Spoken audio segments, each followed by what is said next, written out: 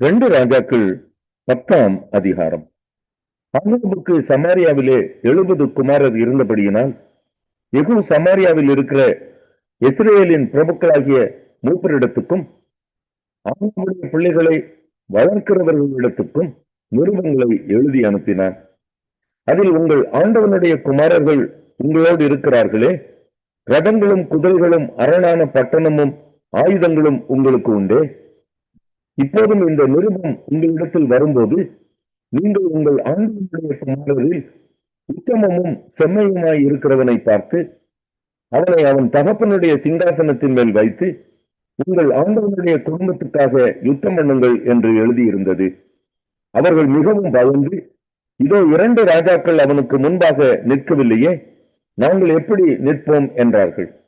ஆகையால் அரமனை விசாரிப்புக்காரனும் நகர விசாரிப்புக்காரனும் மூப்பரும் பிள்ளைகளின் விசாரிப்புக்காரரும், நாங்கள் உமது அடியார்கள், நீர் எங்களுக்கு சொல்வதையெல்லாம் செய்வோம், நாங்கள் ஒருவரையும் ராஜாவாக்குவதில்லை, உமது பார்வைக்கு சம்மதியானதை செய்யும் என்று யெகூவுக்கு சொல்லி அனுப்பினார்கள். அப்பொழுது அவன் அவர்களுக்கு 2ஆம் நிருபத்தை எழுதினான். அதில், நீங்கள் என் பட்சத்தில் சேர்ந்து என் சொல்லை கேட்பீர்களானால் உங்கள் ஆண்டவனுடைய குமாரரின் தலைகளை வாங்கி நாளை இந்நேரத்தில் இஸ்ரவேலுக்கு என்னிடத்தில் வாருங்கள் என்று எழுதியிருந்தது. ராஜாவின் குமாரராகிய 70 பேரும் தங்களை வளர்க்கிற பட்டணத்தின் பெரிய மனுஷரோடு இருந்தார்கள். இந்த நிருபம் அவர்களிடத்தில் வந்தபோது அவர்கள் ராஜாவின் குமாரராகிய 70 பேரையும் பிடித்து வெட்டி அவர்கள் தலைகளை கூடைகளில் வைத்து இஸ்ரவேலில் இருக்கிற அவனிடத்திற்கு அனுப்பினார்கள். அனுப்பப்பட்ட ஆள் வந்து ராஜகுமாரரின் தலைகளை கொண்டு வந்தார்கள் என்று அவனுக்கு அறிவித்த போது, அவன் விடியற்கால மட்டும் அவைகளை ஒலிமுக வாசலில் 2 குவியலாக குவித்து வையுங்கள் என்றான். மறுநாள் காலமே அவன் வெளியே வந்து நின்று சகல ஜனங்களையும் நோக்கி, நீங்கள் நீதிமான்கள் அல்லவா? இதோ, நான் என் ஆண்டவனுக்கு விரோதமாய் கட்டுப்பாடு பண்ணி அவனை கொன்று போட்டேனே, ஆனாலும் இவர்கள் எல்லாரையும் கொன்றவன் யார்? ஆதலால் கர்த்தர் ஆகாபின் குடும்பத்தாருக்கு விரோதமாக சொன்ன கர்த்தருடைய வார்த்தைகளில் ஒன்றும் தரையிலே விழவில்லை என்பதை அறிந்து கொள்ளுங்கள். கர்த்தர் தம்முடைய ஊழியக்காரனாகிய எலியாவை கொண்டு சொன்னதை செய்தார் என்றான். இஸ்ரவேலிலும் ஆகாபின் குடும்பத்தாரில் மீதியான யாவரையும், அவனுக்கு இருந்த எல்லா மந்திரிகளையும், அவனை சேர்ந்த மனுஷரையும், அவனுடைய ஆசாரியர்களையும் அவனுக்கு ஒருவரையும் மீதியாக வைக்காதபடிக்கு யெகூ கொன்று போட்டான். பின்பு அவன் எழுந்து சமாரியாவுக்கு போக புறப்பட்டான். வழியிலே அவன் ஆட்டுமயிர் கத்தரிக்கிற மேய்ப்பரின் ஊர் இருக்கும் இடத்துக்கு வந்தபோது, யூதாவின் ராஜாவாகிய அகசியாவின் சகோதரரை அங்கே கண்டு, நீங்கள் யார் என்று கேட்டான். அவர்கள், நாங்கள் அகசியாவின் சகோதரர், நாங்கள் ராஜாவின் பிள்ளைகளையும் ராஜஸ்திரியின் பிள்ளைகளையும் விரும்புகிறதற்கு போகிறோம் என்றார்கள். அப்பொழுது அவன், இவர்களை உயிரோடே பிடியுங்கள் என்றான். அவர்களை உயிரோடே பிடித்து 42 பேர்களாகிய அவர்களை ஆட்டுமயிர் கத்தரிக்கிற துறவண்டையிலே வெட்டி போட்டார்கள். அவர்களில் ஒருவனையும் அவர்கள் மீதியாக விடவில்லை. அவன் அவிடம் விட்டு புறப்பட்ட போது தனக்கு எதிர்ப்பட்ட ரேகாபின் குமாரனாகிய யோனதாபை சந்தித்து அவனை உபசரித்து, என் இருதயம் உன் இருதயத்தோட செம்மையாய் இருக்கிறது போல உன் இருதயமும் செம்மையாய் இருக்கிறதா என்று கேட்டான். அதற்கு யோனதாம், அப்படியே இருக்கிறது என்றான். அப்படி இருக்கிறதானால் உன் கையை தா என்று சொன்னான். அவன் தன் கையை கொடுத்த போது அவனை தன்னிடத்தில் ரதத்தின் மேல் ஏறி வரச் சொல்லி, நீ என்னோட கூட வந்து கர்த்தருக்காக எனக்கு இருக்கிற பக்தி வைராக்கியத்தை பார் என்றான். அப்படியே இவனை அவன் ரதத்தின் மேல் ஏற்றினார்கள். அவன் சமாரியாவுக்கு வந்தபோது கர்த்தர் எலியாவோட சொன்ன வார்த்தையின்படியே சமாரியாவில் ஆகாபுக்கு மீதியான யாவரையும் அழித்து தீரும் அளவும் சங்காரம் செய்தான். பின்பு யெகூ ஜனங்களை எல்லாம் கூட்டி அவர்களை நோக்கி, ஆகாப் பாகாலை சேவித்தது கொஞ்சம், யெகூ அவனை சேவிப்பது மிகுதி. இப்போதும் பாகாலின் சகல தீர்க்கதரிசிகளையும் அவனுடைய சகல பணிவிடைக்காரரையும் அவனுடைய சகல ஆசாரியரையும் என்னிடத்தில் அழைப்பியுங்கள், ஒருவன் குறையலாகாது. நான் பாகாலுக்கு பெரிய பலியிடப் போகிறேன், வராதவன் எவனோ அவன் உயிரோடு இருப்பதில்லை என்றான்.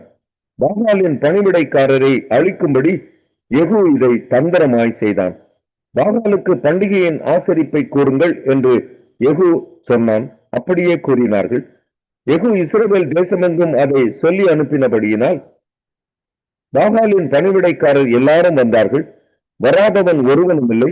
அவர்கள் பாகாலின் கோவிலுக்குள் பிரவேசித்ததினால் பாகாலின் கோவில் நாட்சாரியும் நிறைந்திருந்தது. அப்பொழுது அவன் வஸ்திர சாலை விசாரிப்புக்காரனை நோக்கி, பாகாலின் பணிவிடைக்காரருக்கெல்லாம் வஸ்திரங்களை எடுத்துக்கொண்டு வா என்றான். அவர்களுக்கு வஸ்திரங்களை எடுத்துக்கொண்டு வந்தான். பின்பு யெகூ ரேகாபின் குமாரனாகிய யோனதாபோடும் கூட பாகாலின் கோவிலுக்குள் பிரவேசித்து பாகாலின் பணிவிடைக்காரரை நோக்கி, பாகாலின் ஊழியக்காரரே அல்லாமல் கர்த்தரின் ஊழியக்காரரில் ஒருவன் இங்கே உங்களோட இராதபடிக்கு திட்டமாய் பாருங்கள் என்றான். அவர்கள் பலிகளையும் சர்வாங்க தகனங்களையும் செலுத்த உட்பிரவேசித்த பின்பு யெகூ வெளியிலே 80 பேரை தனக்கு ஆயத்தமாக வைத்து, நான் உங்கள் கையில் ஒப்புவிக்கிற மனுஷரில் ஒருவனை எவன் தப்ப விடுகிறானோ அவனுடைய ஜீவனுக்கு பதிலாக அவனை தப்ப விட்டவனுடைய ஜீவன் ஈடாயிருக்கும் என்றான். சர்வாங்க தகன பலியிட்டு தீர்ந்த போது யெகூ சேவகரையும் சேர்வைக்காரரையும் நோக்கி, உள்ளே போய் அவர்களை வெட்டி போடுங்கள், ஒருவரையும் வெளியே விட வேண்டாம் என்றான். அப்படியே பட்டத்தை கருக்கினால் சேவகரும் சேர்வைக்காரரும் அவர்களை வெட்டி எரிந்து போட்டு பாகால் கோவிலை சேர்ந்த ஸ்தலம் எங்கும் போய் பாகால் கோவில் விக்கிரகங்களை வெளியே எடுத்து வந்து அவைகளை தீக்கொளுத்தி பாகாலின் சிலையை தகர்த்து பாகாலின் கோவிலை இடித்து அதை இந்நாள் வரைக்கும் இருக்கிறது போல மல ஜலாதி இடமாக்கினார்கள். இப்படியே யெகூ பாகாலை இஸ்ரவேலில் இராதபடிக்கு அழித்து போட்டான். ஆனாலும் பெத்தேலிலும் தானிலும் வைத்த கன்றுக்குட்டிகளால் இஸ்ரவேலை பாவம் செய்ய பண்ணின நேபாத்தின் குமாரனாகிய யெரொபெயாமின் பாவங்களை யெகூ விட்டு விலகவில்லை. கர்த்தர் யெகூவை நோக்கி, என் பார்வைக்கு செம்மையானதை நீ நன்றாய் செய்து என் இருதயத்தில் இருந்தபடியெல்லாம் ஆகாபின் குடும்பத்துக்கு செய்தபடியினால் உன் குமாரர் இஸ்ரவேலுடைய சிங்காசனத்தின் மேல் 4 தலைமுறையாக வீற்றிருப்பார்கள் என்றார். ஆனாலும் யெகூ இஸ்ரவேலின் தேவனாகிய கர்த்தரின் நியாயப்பிரமாணத்தின்படி தன் முழு இருதயத்தோடும் நடக்க கவலைப்படவில்லை. இஸ்ரவேலை பாவம் செய்ய பண்ணின யெரொபெயாமின் பாவங்களை விட்டு அவன் விலகவும் இல்லை. அந்நாட்கள் முதல் கர்த்தர் இஸ்ரவேலை குறைந்து போக பண்ணினார். ஆசகேல் அவர்களை இஸ்ரவேலின் எல்லைகளில் எல்லாம் முறிய அடித்து யோர்தான் துவக்கி கிழக்கில் உள்ள அர்னோ நதிக்கு சமீபமான இருக்கிற கீலேயாத்திலும் பாசானிலும் உள்ள காதியர், ரூபனியர், மனாசேயர் இவர்களுடைய தேசமாகிய கீலேயாத் முழுவதையும் முறியடித்தான். யெகூவின் மற்ற வர்த்தமானங்களும் அவன் செய்தவை யாவும் அவனுடைய எல்லா வல்லமையும் இஸ்ரவேல் ராஜாக்களின் நாளாகம புத்தகத்தில் அல்லவோ எழுதியிருக்கிறது. யெகூ தன் பிதாக்களோட நித்திரை அடைந்த பின் அவனை சமாரியாவில் அடக்கம் பண்ணினார்கள். அவன் ஸ்தானத்தில் அவன் குமாரனாகிய யோவகாஸ் ராஜாவானான். யெகூ சமாரியாவிலே இஸ்ரவேலின் மேல் ராஜ்யபாரம். எசேக்கியேல் தீர்க்கதரிசியின் புஸ்தகம் 1ஆம் அதிகாரம். 30ஆம் வருஷம் 4ஆம் மாதம் 5ஆம் தேதியிலே நான் கேபார் நதியண்டையிலே சிறைப்பட்டவர்கள் நடுவில் இருக்கும்போது சம்பவித்தது என்னவென்றால், வானங்கள் திறக்கப்பட நான் தேவ தரிசனங்களை கண்டேன். அது யோயாக்கீன் ராஜாவுடைய சிறையிருப்பின் 5ஆம் வருஷமாயிருந்தது. அந்த 5ஆம் தேதியிலே கல்தேயர் தேசத்தில் உள்ள கேபார் நதியண்டையிலே பூசி என்னும் ஆசாரியனுடைய குமாரனாகிய எசேக்கியேலுக்கு கர்த்தருடைய வார்த்தை உண்டாகி, அங்கே கர்த்தருடைய கரம் அவன் மேல் அமர்ந்தது. இதோ வடக்கே இருந்து புசல் காற்றும் பெரிய மேகமும் அத்துடன் கலந்த அக்கினியும் வரக்கண்டேன். அதை சுற்றிலும் பிரகாசமும் அது நடுவில் அக்கினிக்குள்ளிருந்து விளங்கிய சொகுசாவின் நிறமும் உண்டாயிருந்தது. அது நடுவிலிருந்து 4 ஜீவன்கள் தோன்றின. அவைகளின் சாயல் மனுஷ சாயலாயிருந்தது. அவைகளில் ஒவ்வொருக்கும் 4 இருந்தன. அவர்களுடைய கால்கள் நிறைந்த கால்களாய் இருந்தன. அவர்களுடைய உள்ள கால்கள் உள்ள கால்களுக்கு ஒப்பாயிருந்தன. அவைகள் துளக்கப்பட்ட வெண்கலத்தில் வருடமாய் மின்னிக் கொண்டிருந்தன. அவர்களுடைய சட்டிகளுக்கு கீழ் அவர்கள் 4 பக்கங்களில் மனித கைகள் இருந்தன. அந்த 4 உண்டாயிருந்தன. அவர்கள் ஒவ்வொன்றின் சட்டிகளில் மற்றொரு சட்டிகளுடன் சேர்ந்திருந்தன. அவர்கள் செல்லுகையில் திரும்பாமல் ஒவ்வொன்றும் தன் தன் திசைக்கு நேர்முகமாய் சென்றன. அவைகளுடைய முகங்களின் சாயலாவது வலது பக்கத்தில் 4 இடது பக்கத்தில் 4 எருது இருக்க அவைகளுடைய சட்டைகள் மேலே இருந்தன. 2 சட்டைகள் இருந்தன. மற்ற 2 சட்டைகள் அவர்களுடைய உடல்களை மூடின. அவர்கள் சென்றது. எவ்விடத்துக்கும் அவைகள் போயின. போகையில் அவைகள் திரும்பி பார்க்கவில்லை. ஜீவன்களுடைய சாயல் எப்படி இருந்ததென்றால் அவர்கள் எரிகிற அக்கினி தழலின் தோற்றமும் தீவர்த்திகளின் தோற்றமாக இருந்தது. அந்த அக்கினி ஜீவன்களுக்கு பிரகாசமாயிருந்தது. அக்கினியில் இருந்து மின்னல் புறப்பட்டது. அந்த ஜீவன்கள் மின்னலின் தோற்றம் போல ஓடித்திருந்தன. அந்த ஜீவன்களை பார்த்திருக்கையில் இதோ பூமியில் ஜீவன்கள் அண்டையிலே 4 முகங்களுடைய சக்கரத்தை கண்டேன். சக்கரங்களின் இருந்தது. அவர்கள் 4 சாயல் இருந்தது.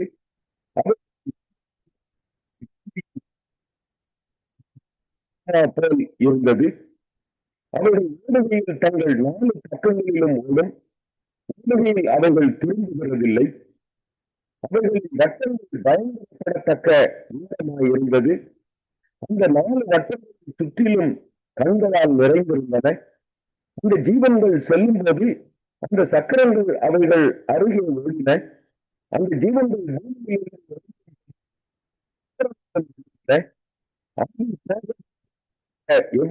அவைகள் போயின. அந்த இடத்துக்கு அவர்களின் ஆவியும்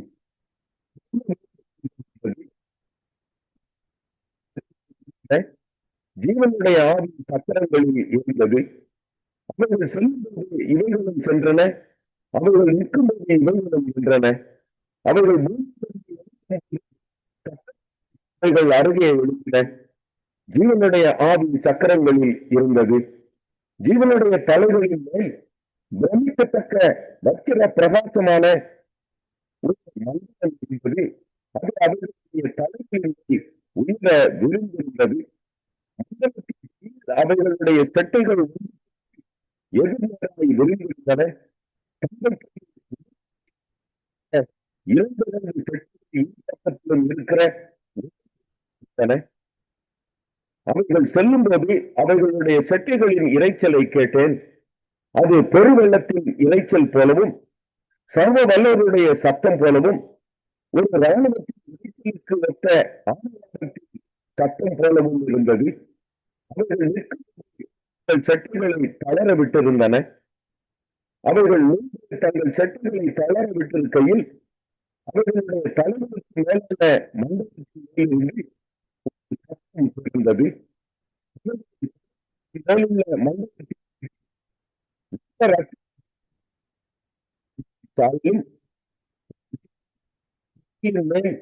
மனுஷ சாயலுக்கு ஒத்த ஒரு சாயலும் இருந்தது. இடுப்பாக காணப்பட்டது முதல் மேலெல்லாம் சுற்றிலும் அக்கினி மயமான சொகுசாவின் நிறமாய் இருக்க கண்டேன்.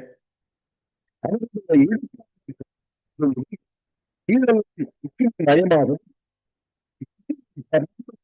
இருக்க கண்டேன். காணப்படுகிறதோ அப்படியே சுற்றிலும் உள்ள அந்த பிரகாசம் காணப்பட்டது. இதுவே கர்த்தருடைய மகிமையின் சாயலுக்குரிய தரிசனமாய் இருந்தது. நான் கண்டபோது முதல் குப்புற விழுந்தேன். 2 கொரிந்தியர் 5ஆம் அதிகாரம்.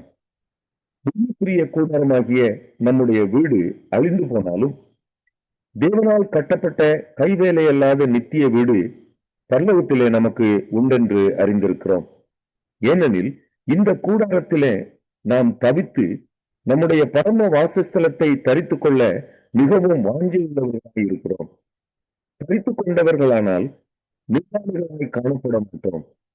இந்த கூடாரத்தில் இருக்கிற நாம் பாவம் சுமந்து தவிக்கிறோம். இந்த போர்வையை களைந்து போட வேண்டும் என்று விரும்பாமல் மனதானது ஜீவனாலே விழுந்ததற்காக போர்வை தரித்தவர்களாய் இருக்க வேண்டும் என்று விரும்புகிறோம். இதற்கு நம்மை ஆயத்தப்படுத்துகிறவர் தேவனே. ஆவி என்னும் அச்சாரத்தை நமக்கு தந்தவரும் அவரே.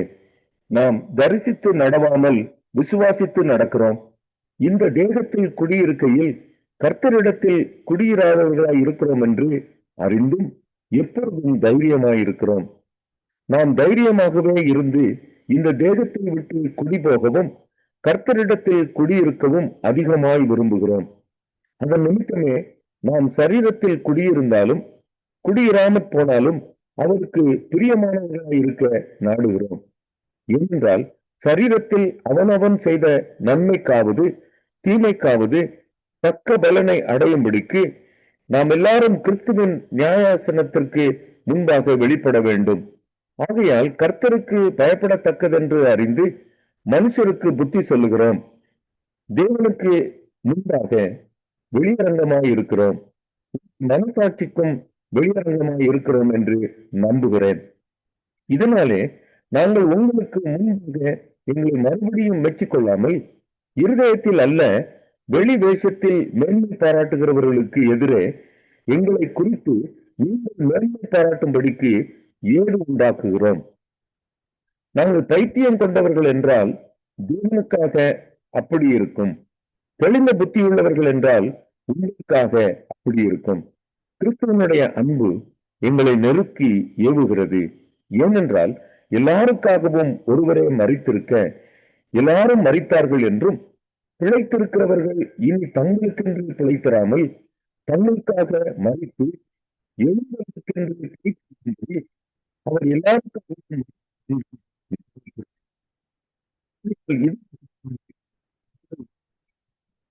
அறியும்.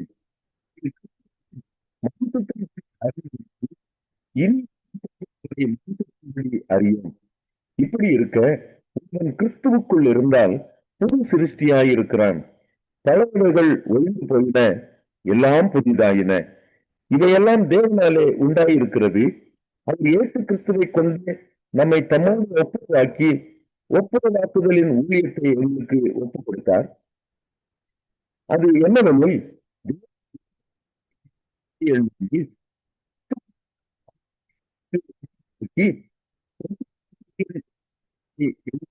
ஒப்புவித்தார்.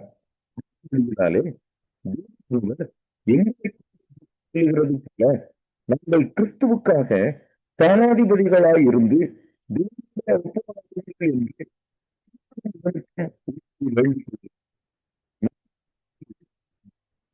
நீதியாகும்படிக்கு பாவமறியாத அவர்.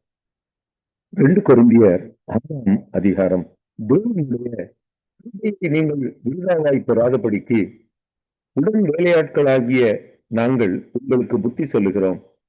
அனுகிரக காலத்திலே நான் உனக்கு செவி கொடுத்து இரட்சணிய நாளிலே உனக்கு உதவி செய்தேன் என்று சொல்லி இருக்கிறாரே. இதோ இப்பொழுது அனுகிரக காலம், இப்பொழுது இரட்சணிய நாள். இந்த ஊழியம் குற்றப்படாதபடிக்கு நாங்கள் யாரும் இடர்கள் உண்டாக்காமல் எவ்விதத்தினாலேயும் எங்களை தேவக்காரராக விளங்க பண்ணுகிறோம்.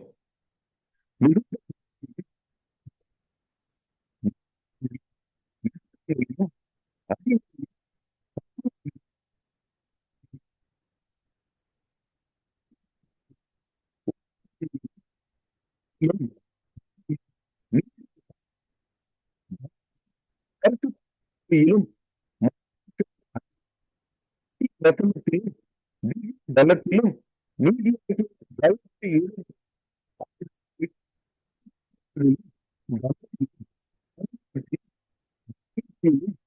கீர்த்தியிலும் எத்தர் எண்ணப்பட்டாலும் நிஜஸ்தராகவும், அறியப்படாதவர்கள் எண்ணப்பட்டாலும் நன்றாக அறியப்பட்டவர்களாகவும், சாகிறவர்கள் எண்ணப்பட்டாலும்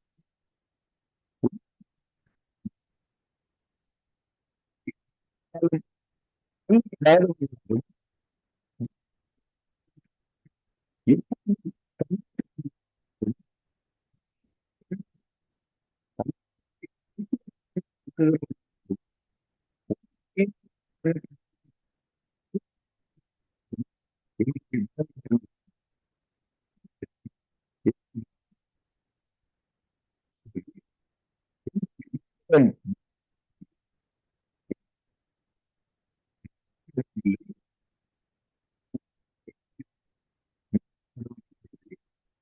அதற்கு பதிலீடாக நீங்களும் என்று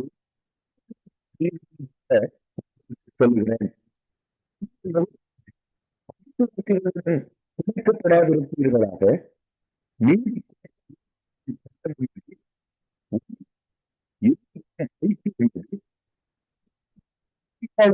இசைவது அவிசுவாசியுடனே விசுவாசிக்கு பங்கு ஏது? என்று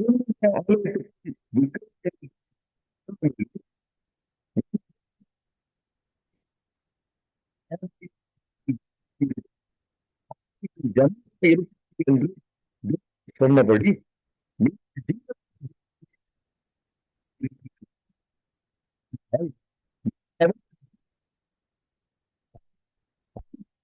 தொடாதிருங்கள் என்று கர்த்தர் சொல்லுகிறார்.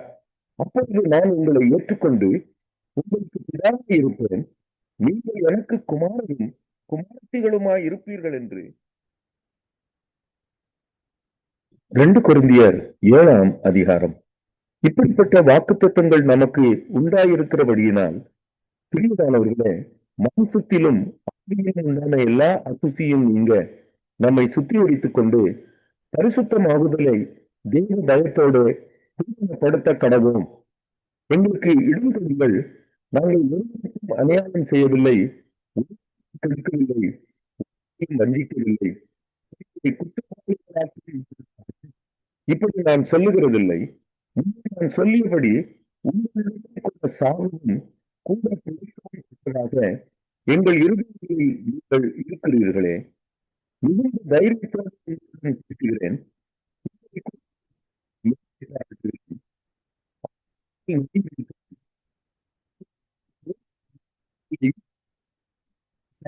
இருக்கிறேன். எப்படி என்றால், நாங்கள் மக்கெடோனியா நாட்டிலே வந்தபோது எங்கள் சரீரத்துக்கு இளைப்பாறுதல் ஒன்றும் இல்லாமல் எப்பக்கத்திலேயும்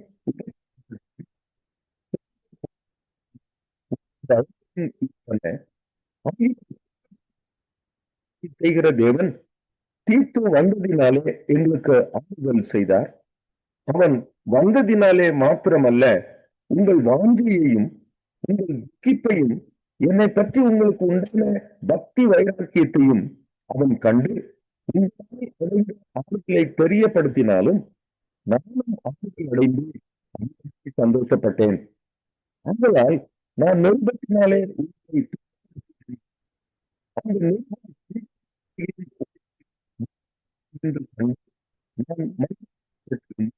இப்பொழுது மனஸ்தாபப்படுவதில்லை, இப்பொழுது சந்தோஷப்படுகிறேன்.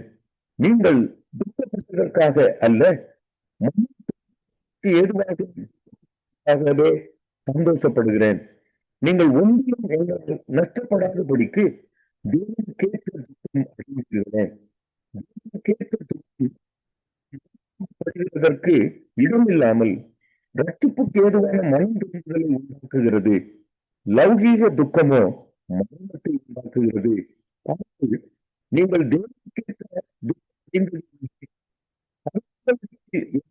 ஜாக்கிரதையையும்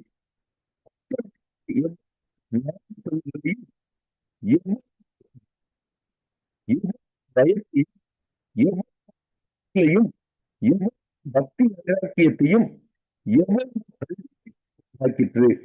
இந்த காரியத்தில நீங்கள் எல்லா விதத்திலும் உங்களை சுத்தம் என்று விளங்க பண்ணுவீர்கள்.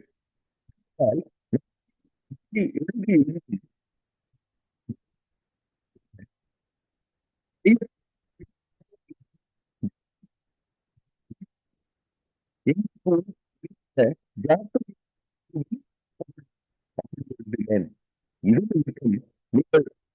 அறிவதினாலே நம்மளும் ஆவியடைந்து விசேஷமாக தீத்துவனுடைய ஆவி உங்கள் அறிவதினாலே இப்படி இருக்க உங்களுக்கு புகழ்ச்சியாய் நான் அவனுடனே சொன்ன யாதொன்றையும் குறித்து வெட்கப்பட மாட்டேன். நாங்கள் சகலத்தையும் உங்களுக்கு சத்தியமாய் சொன்னது போல தீத்துவுடனே நாங்கள் உங்களுக்கு புகழ்ச்சியாய் சொன்னதும் சத்தியமாக விளங்கிற்றே. மேலும் நீங்கள் எல்லாரும் கட்டளைக்கு அமைந்து பயத்தோடும் நடுக்கத்தோடும் தன்னை ஏற்றுக்கொண்டதை அவன் நினைக்கையில் அவனுடைய உள்ளத்தை பற்றி அதிக அன்பாயிருக்கிறது. ஆகையால் எல்லா விதத்திலும் உங்களை குறித்து எனக்கு திட நம்பிக்கை